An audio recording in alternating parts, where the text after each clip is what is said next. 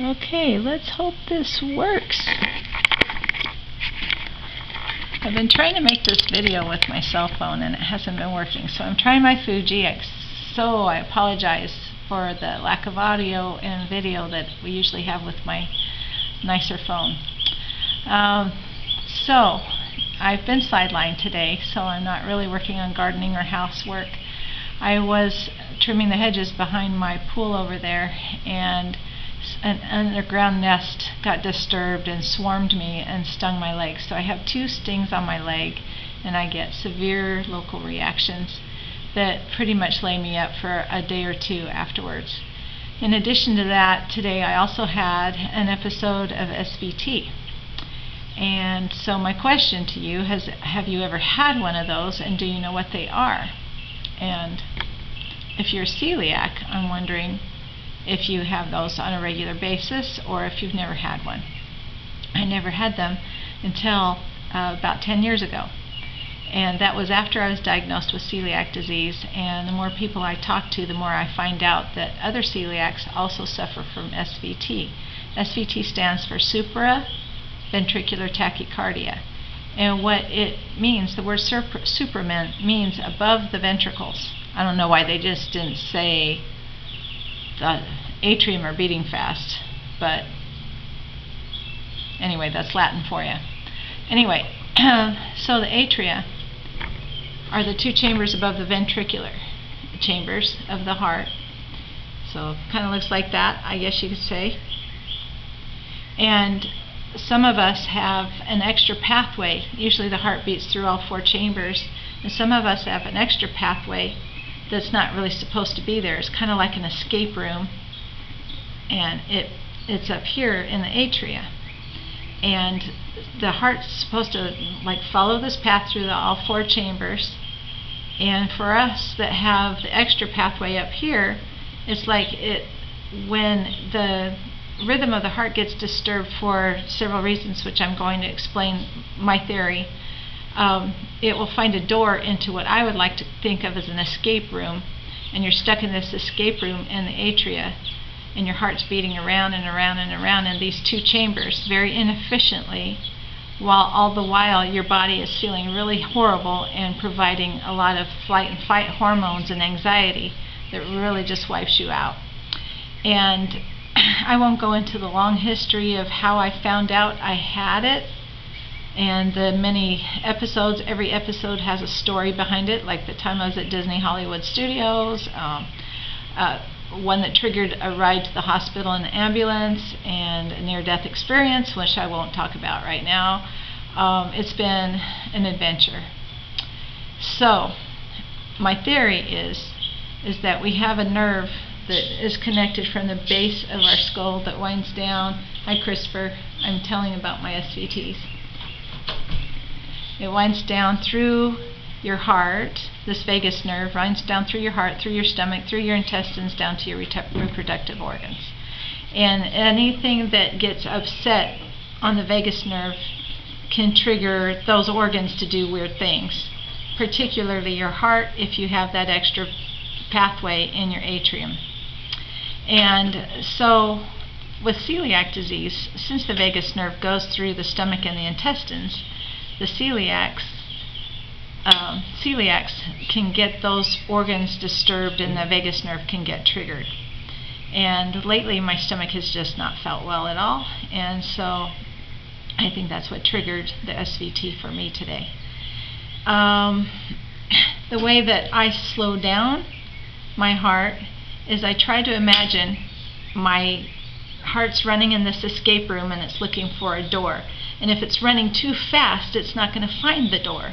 So I try to get it to slow down as much as it can, even though it's only beating through the 2 atria, so that it can have a chance to find the door and escape out of the escape room and get back onto the normal path.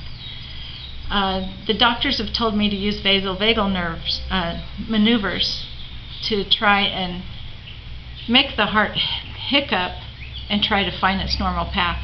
But because I'm an anxious nut, when I use a vasovagal maneuver, I get too anxious, and I get to the point where my heart's going so fast there's just no way it can find that path. And so there's not ever one time a vasovagal maneuver has ever worked for me. What's a vasovagal maneuver? Anything, like I said, that will get your heart to like have another palpitation or something that will stop it and start it again. Or yeah, just momentarily, like a cough, holding your breath and blowing, like you're blowing through a straw or something, putting yourself upside down. I don't know. There's a lot of different kinds of things I've tried that haven't worked. But what works for me is going into a quiet place, lying on my side, which isn't very convenient when that happens in the grocery store. Usually I just have to walk to the car in a very uncomfortable situation and just like put the seat back in the car. Slow down and imagine my heart slowing down, taking deep breaths so that I can get my heart to slow down as fast as it will, as slow as it will, so that it can find the door out of that escape room. And so far it's worked for me every time, usually within a minute after I lie down. So I have a friend that has SVT, and she went to an interventionalist, which is a cardiologist that can go in there and trigger an SVT, find where that errant doorway is, and burn it so that the heart can never find that pathway again. And sometimes it works and sometimes it doesn't. Unfortunately for her, it didn't work. If you have SVT and you're having these episodes every month, then, you know, if it were me, I would go and have an interventionalist try to fix the problem. If you have good insurance. I understand it's pretty pricey, into the tens of thousands of dollars to have it before the insurance. But with me, where I have an episode maybe 3 or 4 times a year, and I know how to slow it down, it doesn't really distract me from my daily living anymore. I just know that I'm going to have them, and I have to try and be mindful, watch my posture, try not to fill my stomach too much, try not to get glutened. Celiacs know what that term means, getting glutened. If you don't know what that term means for celiacs, that means cross-contamination of gluten being put in your food from some source and messing up your intestines in your stomach. And it always happens, most of the time it happens during PMS. So during PMS I have to try and not get too stressed out and try and not do those things that are going to make me go into SVT, which overeating might do that. I have a hiatal hernia, and I pretty much think that the hiatal hernia has something to do with SVTs, because if my stomach's upset, if the hernia is active, meaning that my stomach's pushing up through the hernia, it's going to push onto the heart when I've been eating too much, and that's going to tickle my heart and make my heart accidentally find the escape room. I think that's it. The doctor told me the kind that I have are not going to kill me unless I were to develop some severe heart disease or severe carotid artery disease, because it could cause a stroke if I had a lot of blockage in my carotid arteries. So I try to eat healthy all the time. I'm on a low-fat plant-based diet that's gluten and dairy-free.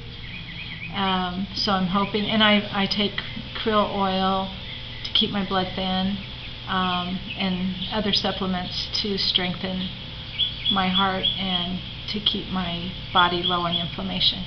So that is something that I think is pertinent to the digestive system and being a celiac, and I hope that it's helpful for any of you who have experienced this and haven't found your answers yet. And by all means, get on the Mayo Clinic and look it up. Everything you want to know about SVT is on the Mayo Clinic's website. And if you're suffering from this, talk to your doctor, find a cardiologist, get an EKG when you're in the mode. That means calling an ambulance probably, so that you can get it on EKG so you can get it diagnosed properly. And thank you for watching. I really appreciate it. Hopefully this is helpful. Bye-bye.